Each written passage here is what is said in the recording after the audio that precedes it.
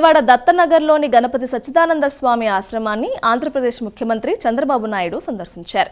శ్రీ గణపతి సచ్చిదానంద స్వామితో కలిసి ప్రత్యేక పూజా కార్యక్రమంలో పాల్గొన్నారు. ఈ సందర్భంగా శ్రీ గణపతి సచ్చిదానంద స్వామీజీ మాట్లాడుతూ అందరూ కలలుగన్న అమరావతి కళ్ల ముందు సాక్షాత్కరించబోతోందని సంతోషం వ్యక్తం చేశారు.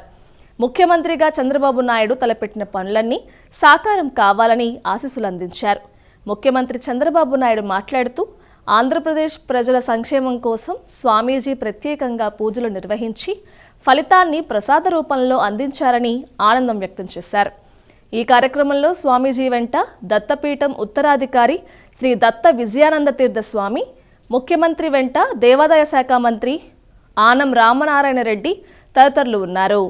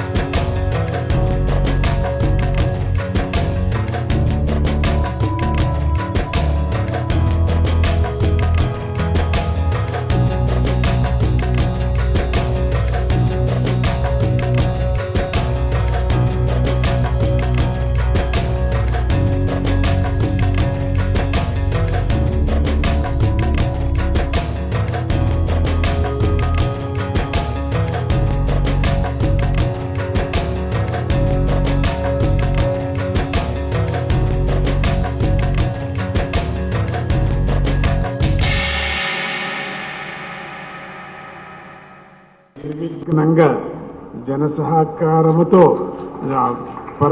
పరమాత్ముడి యొక్క వాతావరణ సహకారంతో అన్నీ చేయని అని చెప్పేసి ఈ సర్కార్కి మంచి భవిష్యత్తు ముందు ఉండాలని చెప్పేసి స్వర్ణాంధ్రగా మళ్ళీ నేను అనుకోవాలా అనేటువంటి మనస్సులో నేను సంకల్పం చేస్తున్నాను.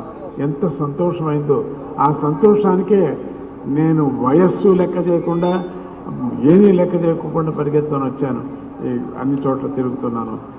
చంద్రబాబు నాయుడు గారికి మంచి శక్తిని, మా ఆత్మస్థైర్యాన్ని, అట్లనే ఆ చుట్టూ ఉండేటువంటి ఆ పరివార మంత్రాంగానికి అటువంటి శక్తిని, నిస్వార్థమైనటువంటి సేవా శక్తిని వాళ్ళకు ఇవ్వని, ఆయన యొక్క సంకల్పం నెరవేరని అని జగన్మాత అయినటువంటి గీతను అన్ని చోట్ల మేము ప్రచారం చేస్తున్నాం. ఆ గీతామాతను కూడా ఈరోజు పారాయణం కూడా చేశారు. గీతా పారాయణం ఎంతోమందికి గోల్డ్ మెడల్ కూడా తీసుకున్నారు. అటువంటి పారాయణం చేసి గీతామాతకు, అట్లనే మరగత రాజరాజేశ్వరి అమ్మవారికి కూడా నేను వేడుకుంటూ, స్వామీజీని ఇక్కడ నేను దర్శనం చేసుకోవడం నా అదృష్టంగా నేను భావిస్తున్నా. ఆయన ఆశీస్సులు తీసుకున్నా. ఆయన ఎప్పుడు కూడా ఒక మంచి మనసుతో ఆశీర్వదిస్తారు. సమాజం కోసమే ఆయన పనిచేస్తున్నారు. ఈరోజు ఆయన చెప్పిన మాటలు కూడా మీరు వింటే, ఆయన నేను కష్టాల్లో ఉన్నప్పుడు ఆయన పూజ చేసి నాకు దాన్ని ఆ ఫలితాన్ని ఇప్పుడు నా చేతికిచ్చారు. అంటే ఒక మంచి కోసం ఏ విధంగా ఆలోచిస్తారో స్వామీజీ ఒక ఉదాహరణ అని చెప్పి నేను మీకు అందరికీ తెలియజేస్తున్నా. వారి జీవితంలో మీరు చూస్తే దత్త క్షేత్రాలు పెట్టి అక్కడ భక్తుల కోసం అనేక సందర్భాల్లో రావడం. ఒకసారి ఇక్కడే వారిని కలిశాను, హైదరాబాద్లో అనేక సార్లు కలిశాను. వారిని ఎప్పుడు కలిసినా ఎంత సమయం ఉన్నా అక్కడే ఉండాలి అనే మనశ్శాంతి ఆయన దగ్గర దొరుకుతుంది. అది ఒక అదృష్టం అని చెప్పి కూడా నేను మీకు తెలియజేస్తున్నా.